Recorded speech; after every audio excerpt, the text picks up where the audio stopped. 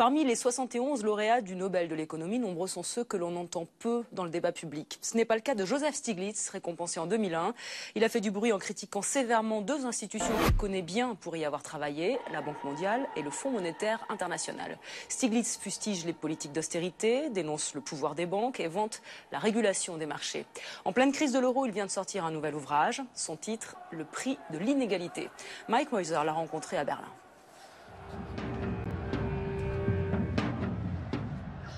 Peu d'économistes ont une telle renommée et un message aussi fort à faire passer. Joseph Stiglitz considère que dans de nombreuses sociétés, dont la nôtre, les disparités entre riches et pauvres vont en s'accentuant. Nous payons le prix fort pour l'inégalité. Parce qu'elle affaiblit notre économie, elle mine notre démocratie et divise notre société. Tout cela ensemble est néfaste et a forcément des conséquences négatives. Dans son dernier ouvrage, Le prix de l'inégalité, Joseph Stiglitz expose ses solutions. Mettre davantage à contribution les riches, plus de justice sociale et un meilleur encadrement des marchés. Les mêmes revendications en somme que le mouvement Occupy Wall Street. Mais venant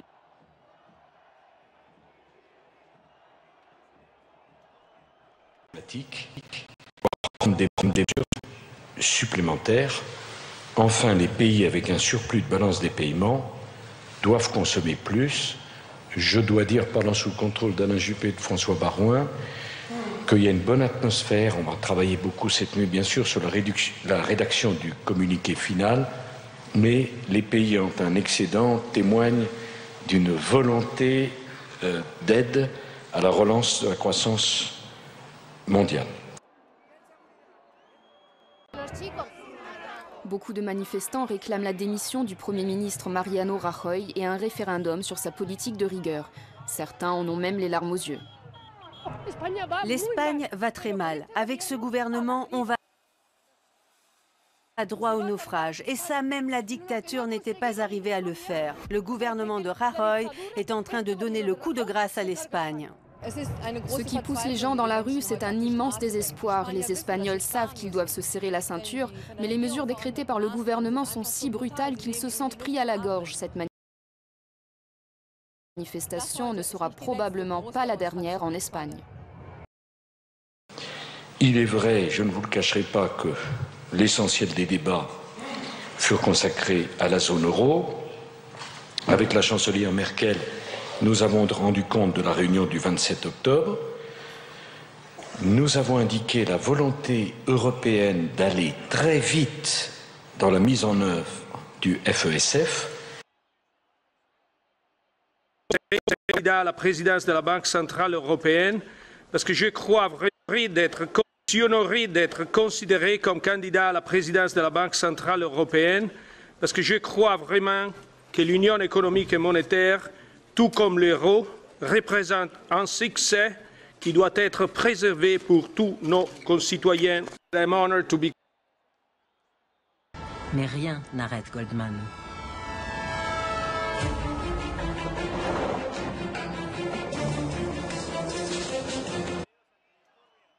Que le mouvement Occupy Wall Street. Mais venant d'un prix Nobel, elles ont forcément plus de poids et elles intéressent hommes politiques et journalistes de tous bords.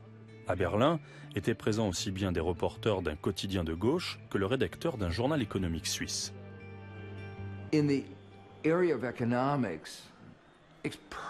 En économie, presque tout le monde s'accorde à dire qu'il faut réguler les marchés. Car des marchés non régulés sont non seulement non performants, ils sont également instables et ne garantissent pas une redistribution équitable des richesses au plus grand nombre. Invité par un think tank spécialisé dans la politique étrangère allemande, le public est venu nombreux, près de 200 personnes, écouter Joseph Stiglitz. En ces temps de crise de l'euro, de sauvetage des banques et de politique d'austérité, Stiglitz donne raison aux citoyens qui pensent que la machine économique a déraillé.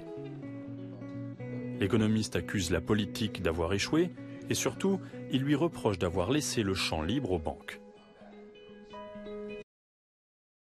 Je suis honoré d'être considéré comme candidat à la présidence de la Banque centrale européenne parce que je crois vraiment que l'Union économique et monétaire, tout comme l'euro, représente un succès qui doit être préservé pour tous nos concitoyens. I'm honored to be... Juin 2011. La banque prépare l'un de ses plus beaux coups. Un de ses anciens vice-présidents, l'Italien Mario Draghi, est pressenti pour prendre la direction de la Banque centrale européenne. Il doit franchir une dernière étape, obtenir l'agrément des députés européens à Bruxelles. Pascal Canfin était à l'époque l'un de ces parlementaires qui tentaient de percer les mystères de Mario Draghi. L'Italien a travaillé 3 ans pour Goldman Sachs, juste après le maquillage des comptes publics grecs. Que savait Draghi et quel était son rôle au siège de Goldman International à Londres?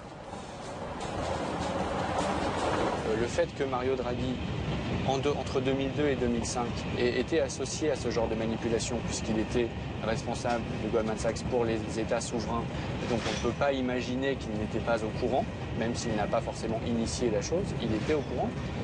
À la rigueur, on peut dire qu'il travaillait pour Goldman Sachs très bien. Ce qui est choquant, c'est que depuis 2005 jusqu'à aujourd'hui, il a eu 7 ans pour dire ce qui a été fait à l'époque n'est pas bien. Et il ne l'a jamais fait. Il n'a jamais fait ce minimum d'autocritique ou de critique du système Goldman Sachs. Et c'est en ça qu'on peut vraiment s'interroger sur la confiance qu'on peut avoir en lui. Est-ce qu'il a vraiment changé ? Et vous pensez que vous aurez dans quelques heures cette première autocritique ? On va voir, on peut l'espérer, en tout cas on y va pour ça. Aujourd'hui c'est David contre Goliath, c'est clair. Mais rappelez-vous qui gagne à la fin dans l'histoire. J'espère que dans la réalité ce sera la même chose.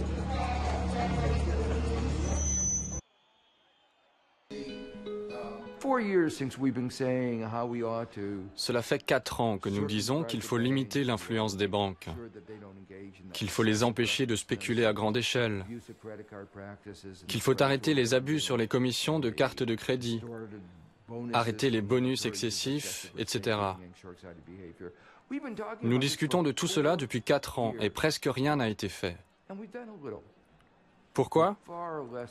À cause du pouvoir politique des banques. Et à ce titre, il y a une réunion cet après-midi de François Baroin, de Wolfgang Schäuble, de M. Tremonti, du commissaire Olli Rehn, de façon à préparer le travail pour une mise en place à très bref délai du fonds et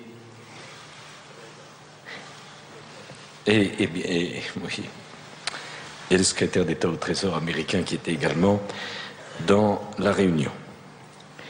S'agissant de la Grèce, je dirais simplement que les choses progressent, que nous suivions bien sûr la situation avec beaucoup d'attention.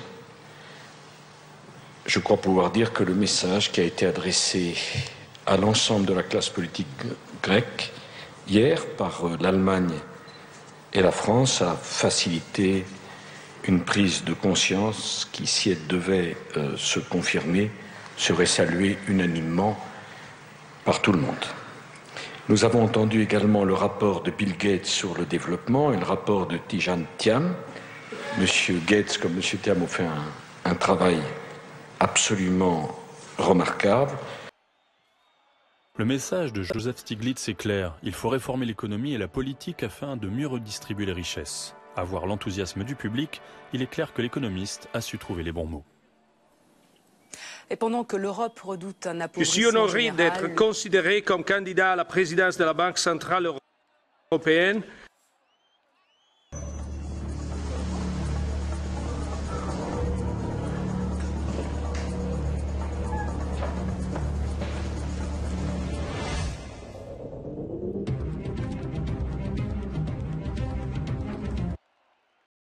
Et au secret des affaires. Bienvenue, monsieur le gouverneur. Je voudrais prononcer un mot qui n'a pas encore été prononcé aujourd'hui, y compris par vous lors de votre discours introductif, c'est celui de Goldman Sachs. Vous connaissez bien évidemment le swap, l'accord qu'il y a eu entre la Grèce et Goldman Sachs en 2000. Nous avons besoin d'explications, car la seule réponse que vous avez donnée jusqu'à présent est que vous n'y étiez pour rien, que vous n'aviez rien à voir, ce qui me semble faux. Si vous savez déjà que ce n'est pas la vérité, alors pourquoi posez-vous la question ? Mais laissez-moi répondre. Je pense que c'est une question importante malgré tout. Les affaires entre le gouvernement grec et Goldman Sachs s'étaient engagées avant mon arrivée chez Goldman Sachs. Je le répète une nouvelle fois, je n'avais rien à voir avec ces affaires, ni avant, ni après. Je n'étais pas chargé de vendre des choses au gouvernement. En fait, Puis au Portugal, c'est la douche froide. Le gouvernement social-démocrate a lui aussi présenté hier soir son budget 2013 et de l'aveu même du ministre des Finances, ce sera difficile pour les Portugais. Et pour cause, hausse d'impôts générales, baisse des prestations sociales et des retraites. Le Portugal veut à tout prix être en conformité avec les exigences de ses créanciers publics. Cette annonce a provoqué un tollé dans l'opposition, mais aussi dans la rue. Dès hier soir, des manifestations ont eu lieu dans le pays. C'est ce que nous explique Ulrike Dessler. Le FMI hors du Portugal crie ses manifestants en colère. Sur un des panneaux, on peut lire « Le sang va couler ». Hier soir, devant le Parlement de Lisbonne, plus de 1000 personnes ont protesté contre le plan d'austérité du gouvernement. Comme tout le monde ici, je suis venu protester contre le plan de rigueur pour 2013 et contre le gouvernement qui décide sans cesse de nouvelles mesures qui n'ont pas de sens. Cette austérité draconienne est une première dans l'histoire du pays. Le taux d'imposition sur les revenus les plus bas devrait passer à 14,5%. Les revenus dépassant 80 000 € seront taxés au plus fort. Enfin, les retraites, allocations, chômage et assurance maladie seront rabotées. L'année dernière, le Portugal a bénéficié d'un plan de sauvetage de 78 milliards d'euros. Pour le gouvernement, pas question de le remettre en cause. Après tous les efforts que nous avons faits pour retrouver notre crédibilité sur le plan international, faire marche arrière serait incompréhensible. Pour l'opposition, ce plan est une bombe atomique fiscale, un attentat à la dignité du peuple. Selon elle, les coupes drastiques sont à l'origine du taux de chômage record de presque 16%. Les mesures précédentes ont conduit à la récession et à une forte baisse des recettes fiscales. C'est tout le contraire de l'effet souhaité. Pourtant, le gouvernement s'obstine avec les mêmes mesures. je travaillais avec le secteur privé. Et même si Goldman Sachs s'attendait à ce que je travaille avec les gouvernements, quand j'ai été embauché, je leur ai dit franchement que je n'étais pas intéressé par la perspective de travailler avec les États, vu mon parcours. Je n'en savais rien, vous pouvez demander à n'importe qui, je n'étais pas au courant. Donc je m'arrête ici. J'espère que... Le ton ne condamne pas les pratiques de Goldman. Je n'avais rien à voir avec ces affaires, ni après. Je n'étais pas chargé de vendre des choses au gouvernement. En fait, je travaillais avec le secteur privé. Et même si Goldman Sachs s'attendait à ce que je travaille avec les gouvernements, quand j'ai été embauché, je leur ai dit franchement que je n'étais pas intéressé par la perspective de travailler avec les États, vu mon parcours. Je n'en savais rien, vous pouvez demander à n'importe qui, je n'étais pas au courant. Donc je m'arrête ici, merci et j'espère que je vous ai convaincu. Le ton est poli, mais ferme. Mario Draghi ne condamne pas les pratiques de Goldman Sachs en Grèce. Au contraire. Poussé dans ses retranchements, celui qui n'est pas encore président de la Banque centrale européenne n'hésite pas à défendre son ancien employeur. Condamnez-vous les pratiques de Goldman Sachs? Qu'entendez-vous par les pratiques de Goldman Sachs? Il y a 23 000 personnes chez Goldman Sachs. Ils traitent des affaires très variées et ils ne demandent qu'à être jugés sur leur probité. Maintenant, les critiques sur les banques d'investissement... Pardon? Enfin, peu importe. C'est dommage parce que, après ce qu'on sait sur Goldman Sachs, avoir un responsable politique qui s'engage sur un plaidoyer en disant Goldman Sachs, il n'y a aucun problème, c'est quand même fort de café. Et c'est ce qu'il a fait.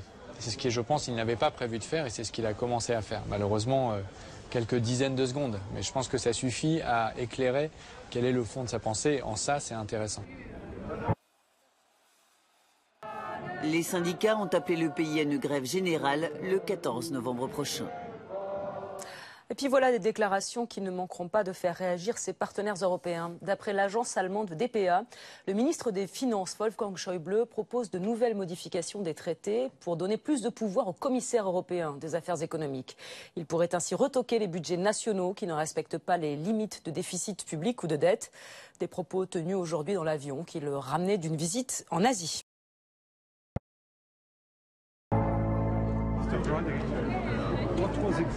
Complimenti, arrivederla governatore.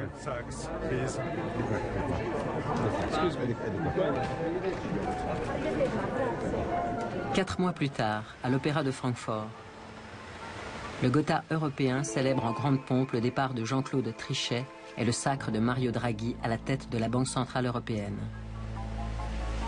Goldman Sachs a gagné, encore une fois. Après les États-Unis, la banque étend son formidable réseau d'influence en Europe.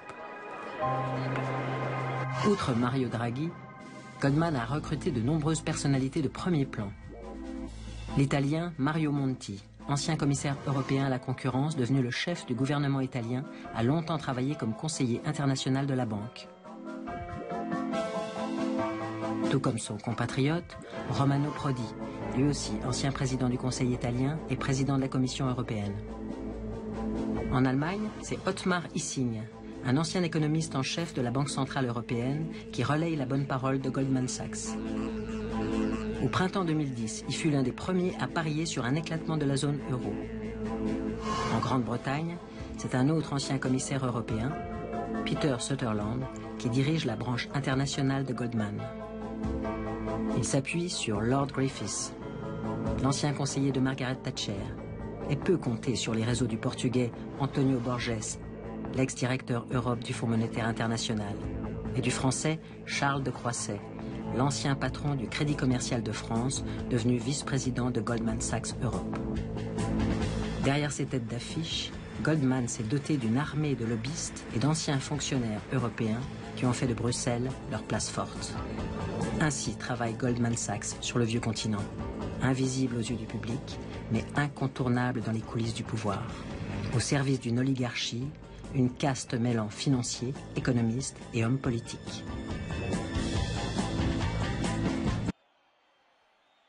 Je suis honoré d'être considéré comme candidat à la présidence de la Banque centrale européenne parce que je crois vraiment que l'union économique et monétaire, tout comme l'euro, représente un succès qui doit être préservé pour tous nos concitoyens. I'm honored to be... Ont refusé de répondre à nos questions.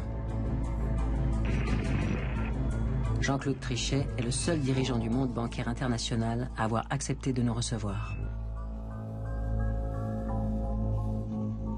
Je vous mets en garde, rechercher un bouc émissaire conduit à disculper tout le reste du système, mais dans l'ensemble des pays avancés, je note un malaise, un vrai malaise. Alors, un malaise qui est complexe. Je crois qu'il est très difficile pour nos opinions d'admettre que le système financier pouvait être aussi fragile. Alors, en sus de cela, il y a le paradoxe que ce système fragile était en même temps un système dans lequel les gens se rémunéraient beaucoup. Et là, certaines valeurs qui se développent au sein d'un certain nombre d'industries et de l'industrie financière ne sont pas acceptables par les gens, le peuple souverain. Au sujet de Mario Draghi, ces critiques montrent du doigt son passage chez Goldman Sachs en disant il y a là des questions qui se posent, des questions éthiques qui se posent. Stop, je réfléchis. Je ne m'attendais pas à cette question. Non, prenez tout votre temps. Oui, mais moi je ne veux pas répondre. Donc vous ne me posez pas la question. On est bien d'accord, hein, vous ne me posez pas la question. Après 6 ans passés à la tête de la Banque centrale européenne, impossible pour Jean-Claude Trichet, le gardien de l'euro, de commenter les attaques qui visent son successeur. De l'économie, nombreux sont ceux que l'on entend peu dans le débat public. Ce n'est pas le cas de Joseph Stiglitz, récompensé en 2001. Il a fait du bruit en critiquant sévèrement deux institutions qu'il connaît bien pour y avoir travaillé, la Banque mondiale et le Fonds monétaire international. Stiglitz fustige les politiques d'austérité, dénonce le pouvoir des banques et vante la régulation des marchés. En pleine crise de l'euro, il vient de sortir un nouvel ouvrage. Son titre, Le prix de l'inégalité. Mike Moiser l'a rencontré à Berlin.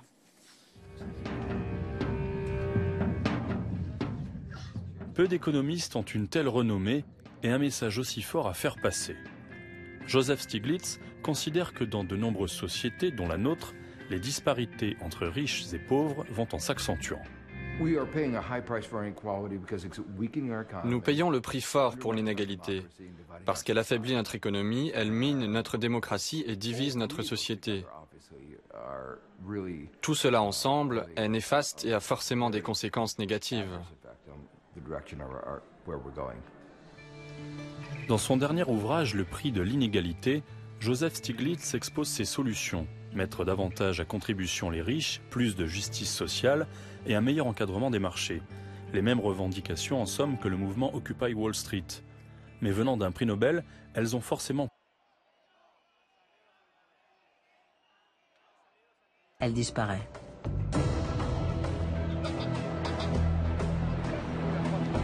Cette condamnation inédite des pratiques de Goldman Sachs fait le tour du monde. Plus que jamais, la banque incarne le côté obscur de la finance mondiale, le Dark Vador de Wall Street.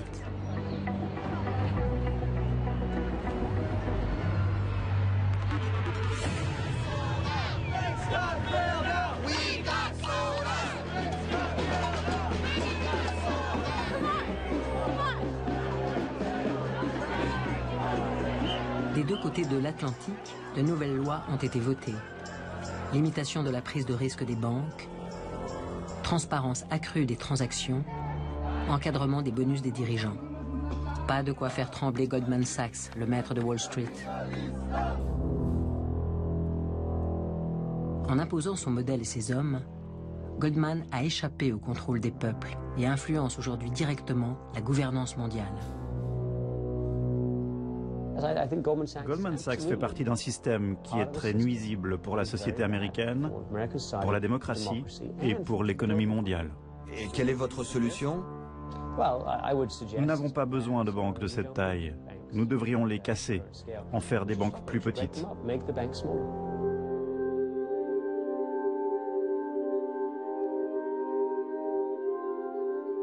Casser Goldman Sachs?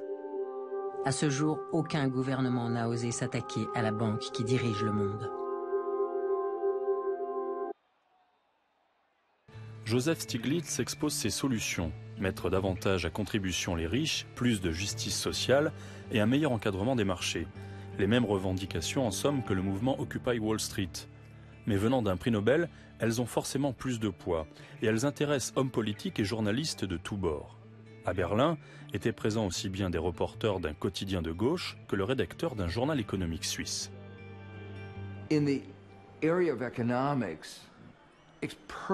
En économie, presque tout le monde s'accorde à dire qu'il faut réguler les marchés. Car des marchés non régulés sont non seulement non performants, ils sont également instables et ne garantissent pas une redistribution équitable des richesses au plus grand nombre. Invité par un think tank spécialisé dans la politique étrangère allemande, le public est venu nombreux, près de 200 personnes, écouter Joseph Stiglitz. En ces temps de crise de l'euro, de sauvetage des banques et de politique d'austérité, Stiglitz donne raison aux citoyens qui pensent que la machine économique a déraillé.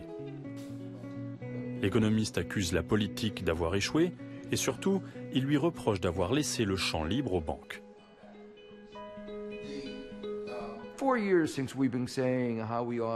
Cela fait 4 ans que nous disons qu'il faut limiter l'influence des banques, qu'il faut les empêcher de spéculer à grande échelle, qu'il faut arrêter les abus sur les commissions de cartes de crédit, arrêter les bonus excessifs, etc. Nous discutons de tout cela depuis 4 ans et presque rien n'a été fait. Pourquoi? À cause du pouvoir politique des banques. Le message de Joseph Stiglitz est clair. Il faut réformer l'économie et la politique afin de mieux redistribuer les richesses. À voir l'enthousiasme du public, il est clair que l'économiste a su trouver les bons mots. Et pendant que l'Europe redoute un appauvrissement général,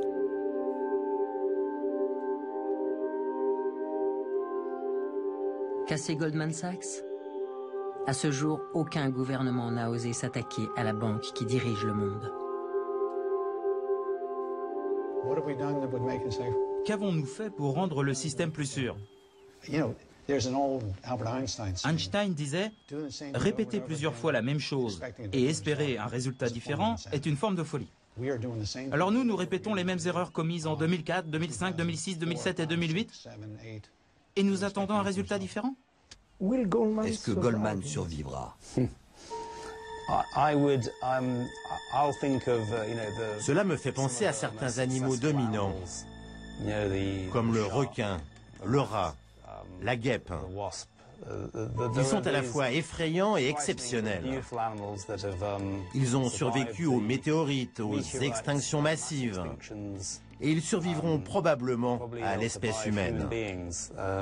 Je me demande si Goldman n'est pas l'un de ces animaux.